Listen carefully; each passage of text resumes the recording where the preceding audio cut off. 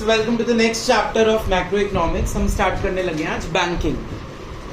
Banking is the system of the country जिस पे पूरी इकोनॉमी बेस्ड होती है। बैंक्स के बिना कोई भी प्रोड्यूसर इजीली लोन्स नहीं ले सकते। तुम्हें पता ही है फाइनेंशियल इंस्टीट्यूशंस और बैंक्स मेन उनका रोल क्या है, लोन्स प्रोवाइड करना। लोन्स लेने के बाद प्रोड्यूसर्स नई नई फैक्ट्रीज खोलेंगे, एम्प्लॉयमेंट जनरेट करेंगे, जिससे हमारे कंट्री का जीडीपी क्या होगा, इंक्रीज। हमारी फॉरेन करेंसी, फॉरेन रिजर्व्स भी इंक्रीज होंगे। बैंक्स को कंट्रोल कौन करता है? Only one body is there in the world. हर एक कंट्री का अपना क्या होता है, एक रिजर्व बैंक। हमारी कंट्री का क्या है, रिजर्व बैंक ऑफ इंडिया। हमारी कंट्री में बैंकिंग रेगुलेशन एक्ट आया था 1949 में। कब आया था? 1949 में, इंडिपेंडेंस के 2 साल बाद। क्या आया था? नाम क्या है एक्ट का? Banking regulation act. लिखो नोटबुक्स के ऊपर या बुक्स के ऊपर कहीं भी लिख लो। बैंकिंग रेगुलेशन एक्ट 1949 में आया था। Banking regulation act was passed in 1949। ठीक है, तो मेन बॉडी कौन है हमारे बैंक्स की? रिजर्व बैंक ऑफ इंडिया, जो सारे बैंक्स को क्या करता है, कंट्रोल करता है। ठीक है, तो हमारा पहला टॉपिक यही है, सेंट्रल बैंक और उसके फंक्शंस। हमने कल नोटबुक्स में लिखे हैं, वो नोटबुक्स खोल के रखना अपनी। सबसे पहला फंक्शन है बैंक ऑफ इशुइंग नोट्स। सबको पता होगा ये कि एक ही बैंक है जो जिसके पास अथॉरिटी है नोट्स को प्रिंट करने की।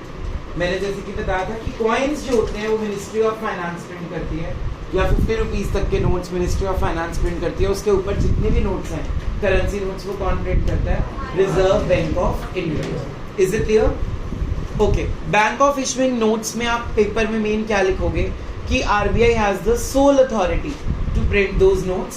मोर ओवर, हमेशा ही नोट्स प्रिंट नहीं हो जाते। कंट्री में मनी सप्लाई का ध्यान रखा जाता है। अगर ज्यादा नोट प्रिंट हो गए, अगर आरबीआई ने ज्यादा नोट्स प्रिंट कर दिए, तो उससे एक बहुत बड़ी प्रॉब्लम इकट्ठी हो जाती है हमारी कंट्री में, that is problem of inflation. अब वो कैसे होती है, थोड़ा सा उसके बारे में हम डिटेल में डिस्कस करते हैं। मान लो मैं आरबीआई हूँ और मैंने नोट छाप के तुम्हें दे दिए, तुम सब मेरे बैंक्स हो, कोई एसबीआई है, कोई पीएनबी है, कोई एक्सिस बैंक है, कोई आईसीआईसी। मेरी तरफ से मनी रिलीज हो गई, तुम्हारे पास पहुंच गई। तुमने वो पैसा लोगों को देना क्या कर दिया, स्टार्ट। कोई लोन लेने आएगा तुमसे, कोई अपने डिमांड डिपॉजिट्स लेने आएगा तुमसे, तुमने उनको पैसे देने क्या कर दिए, शुरू कर दिए। मान लो ये सारों ने तुमसे लोन ले लिया, तो अब पैसा तुम्हारे पास तो बचा नहीं। कहाँ पहुंच चुका है? मार्केट में। ये नई फैक्ट्री लगा रहे हैं, कोई शॉपिंग कर रहा है, कोई कुछ कर रहा है, कोई कंजम्पशन कर रहा है, कोई इन्वेस्टमेंट कर रहा है। जो इन सब का खर्चा है वो किसी और की क्या होगी? तो हमने वो मनी को मार्केट में ला दिया। मार्केट में मनी के आने से डिमांड फॉर गुड्स क्या हो गई, इंक्रीज। अब जब डिमांड बढ़ गई है, प्रोड्यूसर्स के पास सप्लाई नहीं बढ़ी, सिर्फ उनको क्या दिख रही है, क्या बढ़ रही है, डिमांड। तो वो प्राइसेस क्या कर देंगे चीजों के, हाई। तो अल्टीमेटली कौन सी प्रॉब्लम जनरेट हो गई नोट छपने से, बोलो? Problem of inflation. तो आरबीआई ऐसे ही नोट नहीं छाप देता, उसको देखना पड़ता है कितने नोट इकोनॉमी में ऑलरेडी सर्कुलेट हो रहे हैं, उसके अकॉर्डिंगली, ताकि उससे प्रॉब्लम ऑफ इन्फ्लेशन डिफ्लेशन ना आए, उसके अकॉर्डिंगली वो नए नोट्स प्रिंट करेगा। पहला फंक्शन क्लियर हो गया? क्या है, बोलो उसकी heading? Bank of issuing notes. Any doubts in the first function? कुछ पूछना है किसी को? फंक्शन नंबर 2 पढ़ो, क्या लिखा है हम लोग? Banker to the government. अब जो आरबीआई है ना, वो गवर्नमेंट का बैंकर है। क्या है? जैसे मान लो मेरा अकाउंट अगर एसबीआई में है तो वो मेरा बैंकर है। अगर हार्दिक का अकाउंट पीएनबी में है तो पीएनबी उसका बैंकर है। तो आरबीआई किसका बैंकर है? गवर्नमेंट का। गवर्नमेंट अपना पैसा एसबीआई पीएनबी में नहीं रखेगी, वो किस में रखेगी अपना पैसा? रिजर्व बैंक ऑफ इंडिया में। किस में रखेगी अपना पैसा गवर्नमेंट? आरबीआई में। क्लियर हो गया? तो यहाँ पे जहाँ पे हमने हेडिंग पढ़ी बैंकर टू द गवर्नमेंट, उसमें 3 फंक्शंस हाईलाइट रहेंगे। मुझे डिस्टर्बेंस नहीं चाहिए पीछे, सीधे बैठ जाओ दोनों। इसमें 3 मेन फंक्शंस हाईलाइट होंगे। पढ़ो, 3 पॉइंट्स आपने लिखे। As an agent, speak out. As an agent, as an adviser and as a banker. 3 main functions हैं, as a banker, agent and adviser. Underline कर लो, तीनों फंक्शंस को अंडरलाइन कर लो जल्दी। These are the three main keywords of the answer. जो Reserve bank of India है वो गवर्नमेंट के लिए पहला रोल क्या प्ले करता है? एज अ बैंकर, फिर as an agent and last में एज एन एडवाइजर। ठीक है। अब एज अ बैंकर वो उसके अकाउंट्स मेंटेन करेगा। मान लो मैं आरबीआई हूँ और वानी गवर्नमेंट है। गवर्नमेंट ने मुझे क्या दे दिए? बहुत सारे पैसे दे दिए, तो मुझे उसके अकाउंट्स क्या करने पड़ेंगे? मेंटेन, कितना उसको इंटरेस्ट देना है मुझे, कितना उससे इंटरेस्ट काटना है मुझे, कितने पैसे उसको मैंने देने हैं, कितने उसने मेरे पास जमा कराए। ये एज अ बैंकर वो काम करेगा। आरबीआई किसके लिए? गवर्नमेंट के लिए। किसके लिए? गवर्नमेंट के लिए। पहला फंक्शन क्लियर हो गया।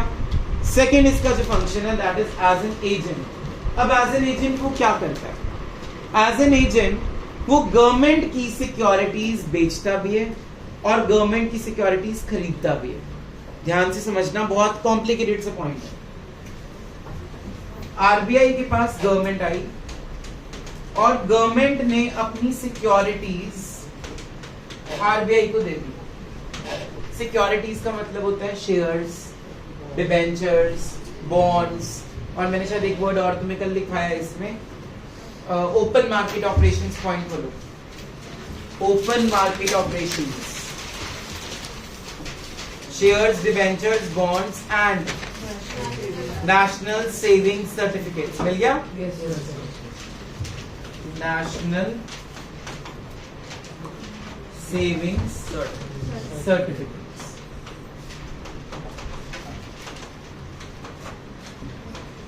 अब गवर्नमेंट के अपने शेयर्स हैं, गवर्नमेंट के अपने डिबेंचर्स हैं, गवर्नमेंट के अपने बॉन्ड्स हैं, गवर्नमेंट के एनएससी सर्टिफिकेट्स हैं। ये उसने किसको दे दिए? आरबीआई को। मेरे पास पहुंच गए, मैं आरबीआई हूं। मैंने ये सर्टिफिकेट्स के बदले में गवर्नमेंट को क्या दे दिया होगा?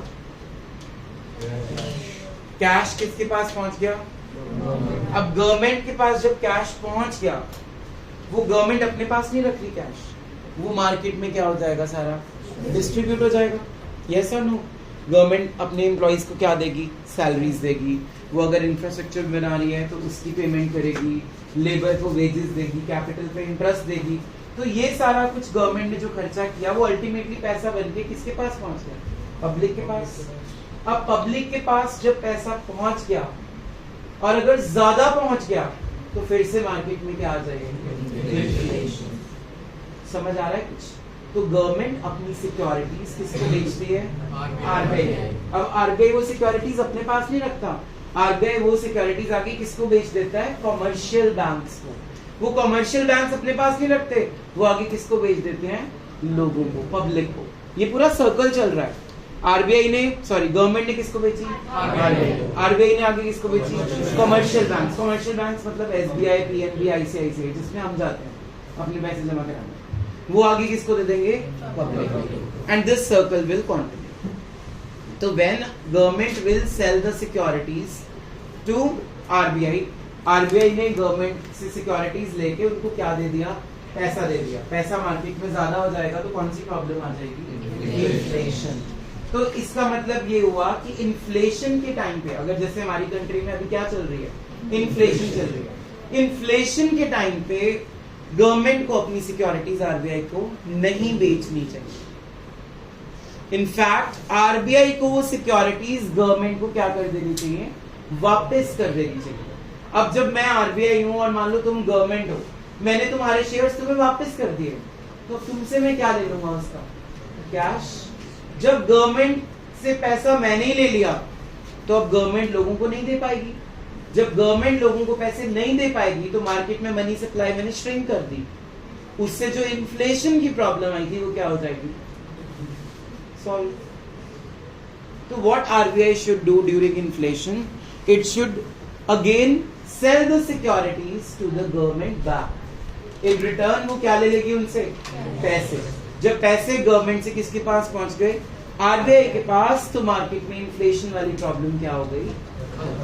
समझ आया पॉइंट? तो एज एन एजेंट आरबीआई क्या करता है? बाय भी करता है और सेल भी करता है गवर्नमेंट की सिक्योरिटीज। सिक्योरिटीज कितनी तरह की होती हैं? Shares, speak out, debentures, bonds and national saving certificates. याद हो गया पॉइंट? पहला फंक्शन हमने क्या पढ़ा था?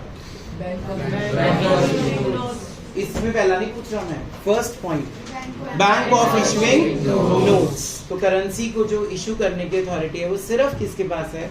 Reserve bank of India. Coins are issued by ministry of. Notes ऐसे ही ब्लाइंडली नहीं छप जाते, problem of inflation and deflation को ध्यान में रखते हुए नोट्स की प्रिंटिंग होनी चाहिए। Is it clear in the first function?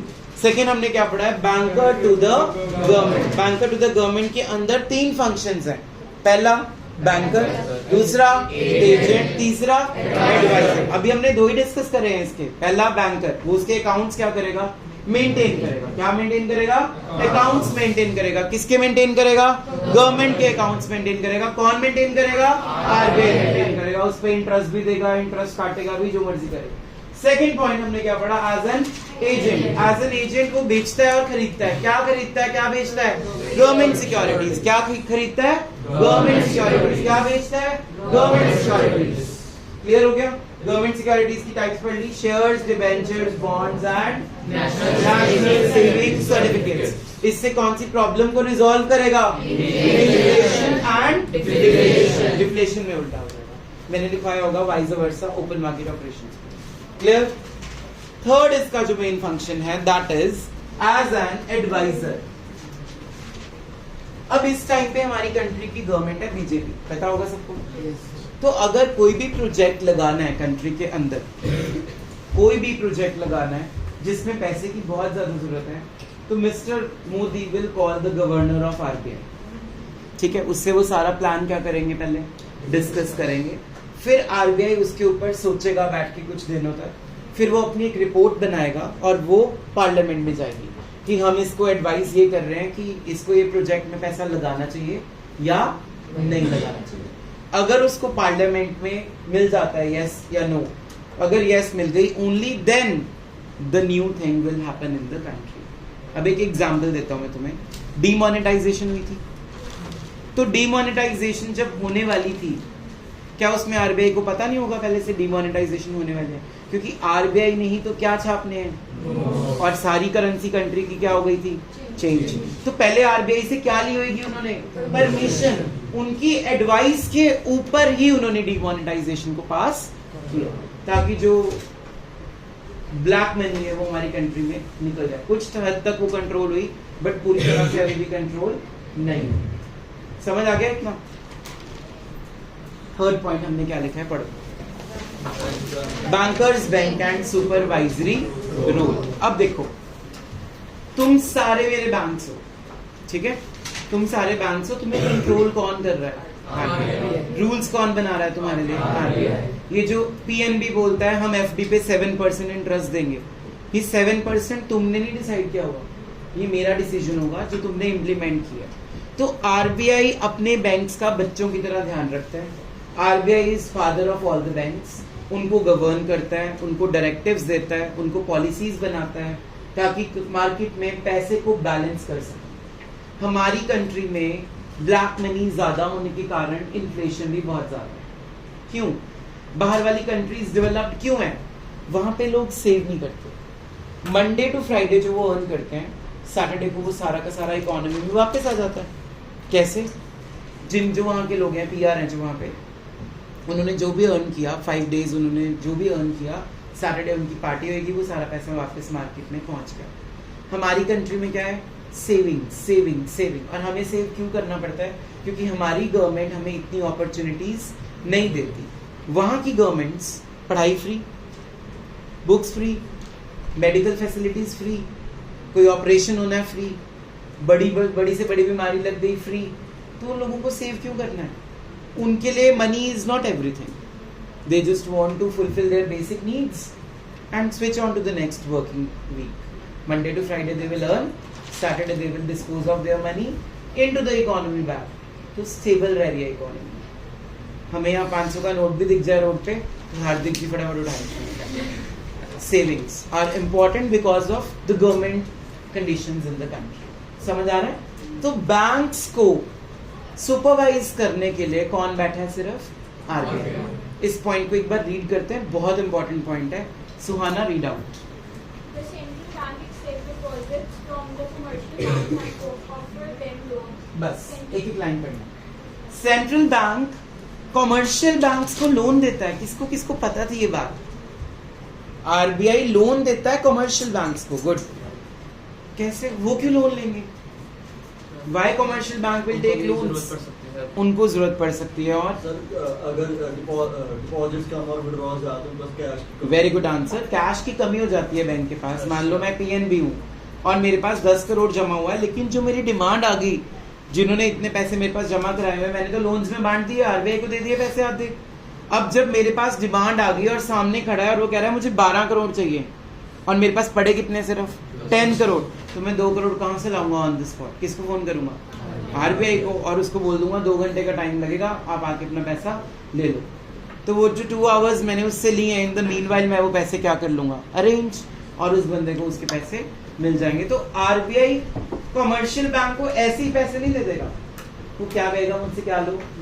Loan. उस लोन पे कमर्शियल बैंक को, आरबीआई को क्या देना पड़ेगा? इंटरेस्ट। समझ आया?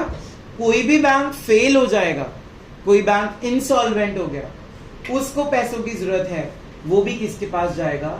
आरबीआई के पास। एक आपने ना फंक्शन लिखा होगा, lender of last resort. Last resort का मतलब क्या है? भगवान कौन है उनका? आरबीआई। कोई भी बैंक फेल हो रहा है, कोई भी बैंक को शॉर्टेज पड़ गई, तो एंड में हेल्प कौन करेगा उसकी? आरबीआई। जैसे मान लो तुमने सुना होगा पेटीएम से या एटीएम से तुम्हारे पैसे विड्रॉ हो गए, तुमने ओटीपी शेयर कर दिया गलती से और तुम्हारे पैसे क्या हो गए? विड्रॉ। तो टीवी पे एक ऐड भी आती है, विद इन 48 आवर्स अगर आप ये चीज पुलिस कंप्लेंट करके अपने बैंक को इंफॉर्मेशन दे देते हो और आपका पैसा जो विड्रॉ हुआ है 48 आवर्स के अंदर अंदर वो पैसा सारा वापस आ सकता है। अगर आपके साथ कोई भी फ्रॉड हुआ है, ये गवर्नमेंट ने नोटिफिकेशन नहीं निकाली है, किसने निकाली है? Reserve bank of India.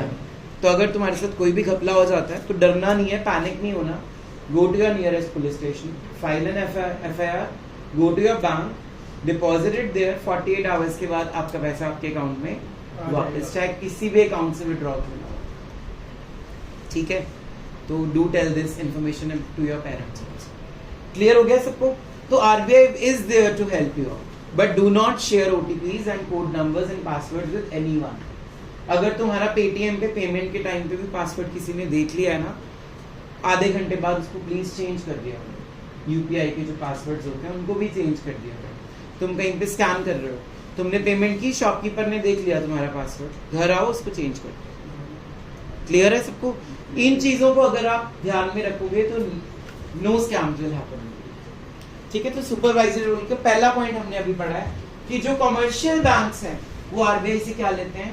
Loans लेते हैं। मतलब आरबीआई उस पे इंटरेस्ट भी क्या करता है? चार्ज करता है, फ्री में लोन नहीं देता। नेक्स्ट लाइन पढ़ो सुना। Very very very important, clearing house facility. हमने एक फंक्शन भी लिखा होगा, क्लियरिंग हाउस फंक्शन। इसको डिटेल में समझते हैं। Light change.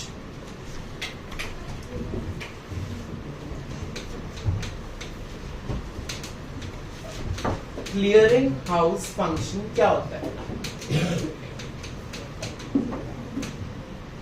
मान लो मेरे पास 2 बैंक्स हैं कंट्री में, नंबर 1 एसबीआई, नंबर 2 आईसीआईसीआई। ठीक है? 2 बैंक्स हैं तो वैसे बहुत सारे, मैं अज्यूम कर रहा हूं कितने बैंक्स हैं? 2 बैंक्स। अब आकर्षित का अकाउंट है आईसीआईसीआई में, हार्दिक का अकाउंट किसमें है? एसबीआई में। Is it clear? जब हार्दिक किसी को भी चेक काट के देगा तो उसकी चेक पे क्या लिखा होगा? एसबीआई। जब आकर्षित किसी को चेक काट के देगा उसके चेक के ऊपर क्या लिखा होगा? आईसीआईसीआई। कॉमन सेंस इतना तो पता होगा सबको। जिस बैंक में तुम्हारा अकाउंट है तुम्हें वहीं की चेकबुक मिलेगी। तुम जब चेक काट के दोगे तो तुम्हारे उसके ऊपर जो नाम लिखा होगा वो तुम्हारे बैंक का लिखा होगा। यस और नो? अब मैं आरबीआई हूँ, ठीक है? ये दोनों है तो मेरी बच्चे, एसबीआई भी मेरा बच्चा और आईसीआईसीआई भी मेरा बच्चा। मुझे तो ये बात पता है। 24 घंटे जो पूरे होते हैं, रात को बिल्कुल 12 बजे आरबीआई का जो वो है सॉफ्टवेयर है वो क्या करता है, जितने दिन में चेक्स लगे होंगे एसबीआई के और जितने दिन में लगे होंगे चेक्स आईसीआईसीआई के, वो इंटर सेट ऑफ हो जाएंगे। फॉर एग्जाम्पल आज डेट बताओ क्या है? 12 अप्रैल को let's take an example, SBI के होल्डर्स ने चेक्स दिए 15 करोड़ के। किसको दिए? अब ये आईसीआईसीआई को क्यों दे रहा है? फॉर एग्जाम्पल हार्दिक का अकाउंट किसमें था? एसबीआई में। उसने आकर्षित को चेक दिया काट के अपना, तो एसबीआई का चेक कहाँ जा रहा है? आईसीआईसीआई में जा रहा है कि नहीं जा रहा? तो पूरे दिन की अमाउंट हमने कैलकुलेट कर ली, अपने आप हो जाती है कैलकुलेट उनके सॉफ्टवेयर में। कितना बना? 15 करोड़ रुपीस बने एक दिन के। 24 घंटे का टोटल अमाउंट कितना बना? 15 करोड़। इतना क्लियर हो गया? अब कुछ कस्टमर्स यहाँ के भी तो हैं, उन्होंने भी चेक काट के दिए, मतलब आकर्षित ने भी चेक काट के दिया होगा। मान लो अभिराज को दिया है, अभिराज का अकाउंट कहाँ पे है? तो आईसीआईसीआई के चेक्स कहाँ जाएंगे लगने? एसबीआई में। जब हमने टोटल किया तो बना 10 करोड़। कितना बना? 10 करोड़। मतलब इन शॉर्ट 15 करोड़ एसबीआई से कहाँ जाना था और 10 करोड़ आईसीआई से कहाँ जाना था? तो अब आरबीआई ऐसे नहीं करेगा, पहले 15 करोड़ उसमें डाल दे, फिर 10 करोड़ उसमें डाल दे, सीधा कितना डाल देगा? 5 करोड़। इसको बोलते हैं क्लियरिंग हाउस फंक्शन। दो बैंक्स का बैलेंस हो गया क्लियर। अगर वो एक एक चेक बेटा करने लग जाए तो उसको तो दिन कितने लग जाएंगे? तो उन्होंने डेवलप ही अपना सॉफ्टवेयर क्या कर दिया, 24 घंटे बाद आपस में ही बैंक्स के सॉफ्टवेयर्स एक दूसरे को क्या कर दिया करेंगे? Clear. In short, in simple words, अगर मैंने तनवीर से 100 रुपया लेना है और उसको 150 देना है, तो मैं चुपचाप कितने पकड़ा दूं? 50 रुपीज। ये क्या हो गया? Clearing house function. कौन करता है ये? आरबीआई। हर 24 घंटे के बाद। अभी जो है इसका टाइम 24 आवर्स चल रहा है, इट कैन चेंज। कभी कोई हॉलीडे आ जाए, कोविड-19 करके कोई पेंडेमिक के कारण लॉकडाउन लग जाए, तो वो टाइमिंग्स उनके क्या हो जाते हैं थोड़े बहुत चेंज, बट नॉर्मल टाइम क्या चल रहा है इसका? 24 आवर्स। ठीक है। तो पहली लाइन हमने क्या पढ़ी थी इस फंक्शन के अंदर कि कमर्शियल बैंक्स आरबीआई से क्या लेते हैं? लोन्स। पहला पॉइंट क्लियर हो गया। दूसरा पॉइंट हमने क्या पढ़ा अभी? क्लियरिंग हाउस फंक्शन या फैसिलिटी। एक दूसरे बैंक को जितने पैसे देने हैं वो सेट ऑफ करके बैलेंस डाल देगा। आईसीआईसीआई ने अगर एसबीआई से 15 करोड़ लेना है, वाइस वर्सा में 10 करोड़ देना है, तो कितना बैलेंस हो जाएगा? 5 करोड़ रुपीस। ठीक है, आगे रीड आउट कीजिए। Lights change. Central bank ensures the commercial bank to follow their directions and policies. Directions and policies. अगर मैंने, मान लो हिमांशु इज माय बैंक, मान लो हिमांशु इज एसबीआई, अगर मैंने इसको बोला कि ऐसे काम करना और इसने वैसे नहीं किया, तो मैं अपनी लिस्ट खोलूंगा बैंक्स की और एसबीआई पे काटा मार दूंगा। मतलब that bank can be declared by me as insolvent, that bank can be cut off from my register and get out. तो every bank has to follow the directions issued by, पत्ता भी नहीं हिल सकता उसकी परमिशन के बिना। In short समझ आ गया? चलिए next line. And programs that fulfilling the criteria for CRR and SLR. This is very very important. CRR क्या होता है एंड एसएलआर क्या होता है? फिर से लाइट्स चेंज करो। CRR means cash reserve ratio and SLR means statutory liquidity ratio. अब कैश रिजर्व रेशियो का मतलब क्या है? ध्यान से सुनो। लाखों करोड़ों कस्टमर्स हैं एक बैंक के, हैं कि नहीं है? एसबीआई में कितने लोगों का अकाउंट होगा? पीएनबी में कितने लोगों का अकाउंट होगा? कोई 1 रुपया जमा करा रहा है, कोई 10 करा रहा है, कोई 100 करा रहा है, कोई 1 लाख करा रहा है, कोई 10 करोड़ करा रहा है, कोई अरब करा रहा है। पैसे जमा हो रहे हैं। बैंक का एक बहुत इंपॉर्टेंट रोल है उस पैसे में से कुछ पार्ट अलग करके रखना। कैश डिपॉजिट्स में से कुछ पार्ट अलग करके रखना है, उसको बोलते हैं कैश रिजर्व रेशियो। और वो पैसे खुद के पास भी रख सकता है। अगर उसको डर है खुद के पास मेरे से चोरी हो जाएंगे, तो वो कहाँ जमा करा सकता है? आरबीआई। इसको रखता क्यों है वो हम अगली क्लास में डिस्कस करेंगे कि why the reserve is kept with the commercial banks में से कईयों को समझ आ गया होगा क्यों रखा है इसमें, बता दूं अभी। सुरक्षित जो भी सिचुएशन है मांग सकते हैं वापस। यस, मान लो मेरे पास CRR डिसाइड किया RBI ने 10%, RBI डिसाइड करेगा परसेंटेज। अगर किसी बंदे ने 1 लाख रुपए जमा कराए मेरे पास, तो मैं 10,000 साइड पे रखूंगा और 90,000 रुपीज मैं यूज कर सकता हूं क्या देने में लोगों को। अब मैं ये पैसा अपने पास साइड पे क्यों रख रहा हूं, कल वो बंदा वापस आ सकता है ना अपने लाख रुपए लेने के लिए। तो अगर मैंने ऐसे सब में से कुछ 10% रखा होगा, तो मैं इजीली उस पैसे में से उसका डिमांड डिपॉजिट पूरा कर सकता हूं। Got my point? सो इस रेशियो का नाम क्या है? Cash reserve ratio. किसी ने अगर 1 रुपया भी जमा कराया उसका भी 0.1 में साइड पे रखें, किसी ने 10 भी जमा कराए उसका भी 10%, 10 का 10% 1 रुपी साइड पे रख के 9 रुपए में लोन में लगा। किसी ने 2 लाख जमा कराए तो 20,000 साइड पे रख के 1,80,000 क्या कर दूंगा लोन में लगा। समझ आ रहा है? तो हरेक का कैश रिजर्व रेशियो मुझे अपने पास रखना है, कुछ ना कुछ अमाउंट, ताकि मैं वो मार्केट में क्या दे सकूं, loan. Stand up and keep standing. Is it clear? Second ratio का नाम पढ़ो, क्या है? Statutory liquidity ratio. इसमें क्या होता है, हम लोगों के पास गोल्ड होता है, सिल्वर होता है, हम लोग कहाँ जमा करा देते हैं? किस किस को पता है ये बात कि बैंक में लॉकर भी मिलता है? Very good. हमने बैंक को अपनी प्रॉपर्टी क्या कर दी, जमा कर चुके हैं। इसको बोलते हैं लिक्विड एसेट्स। क्या बोलते हैं? Liquid assets. अब जितनी भी तुमने प्रॉपर्टी जमा कराई, गोल्ड कराया, सिल्वर कराया, अपनी प्रॉपर्टी के कागज लॉकर में रखे, आरबीआई के पास एक एक चीज की इंफॉर्मेशन जा रही है। तुम्हें तो लगता है तुम्हें एक चाबी मिल गई, एक चाबी बैंक के पास होती है, उसके बाद उसकी प्रॉपर वैल्यूएशन होती है, जो जो चीजें वहां पे पड़ी हैं, उस वैल्यूएशन का भी कुछ परसेंटेज आपको साइड पे रखना पड़ेगा, और बाकी का अमाउंट आप उसको यूज कर सकते हो as a loan. For example, एक बैंक हूं मैं, मेरी खुद की पर्सनल एसेट्स हैं, लिक्विड एसेट्स 10 करोड़ की। अब वो 10 करोड़ की जो मेरी एसेट्स खुद की हैं, उनमें से मान लो 20% आरबीआई ने कहा है रखो अपने पास ही, तो 10 करोड़ का 20% बना 2 करोड़। 2 करोड़ की एसेट्स में रखूंगा, 8 करोड़ की एसेट्स में कहीं पे क्या कर दूंगा, इन्वेस्ट कर दूंगा, लोन्स दे दूंगा लोगों को, उसके भी कहीं ना कहीं उसको यूज करूंगा ताकि मुझे क्या अर्न हो सके, रिटर्न्स अर्न हो सके। उन रिटर्न से ही मेरे खर्चे क्या हो जाएंगे पूरे, जो बैंक की सैलरीज हैं, स्टाफ की सैलरीज हैं, फंड्स हैं, वो सारे खर्चे मुझे निकल जाएंगे। तो जो भी लिक्विड एसेट्स होती हैं बैंक के पास, उसकी भी कुछ परसेंटेज हमें साइड पे निकाल के रखनी पड़ती है, और बाकी की एसेट्स हम क्या कर सकते हैं, यूज। तो there are 2 main ratios, number 1 cash reserve ratio, number 2 statutory liquidity ratio. ठीक है, read out further. So next point. बस ठीक है, दैट्स ऑल फॉर टुडे। समझ आ गया इतना? Homework is learn all the point जितने मैंने समझा दिए ओरल टेस्ट।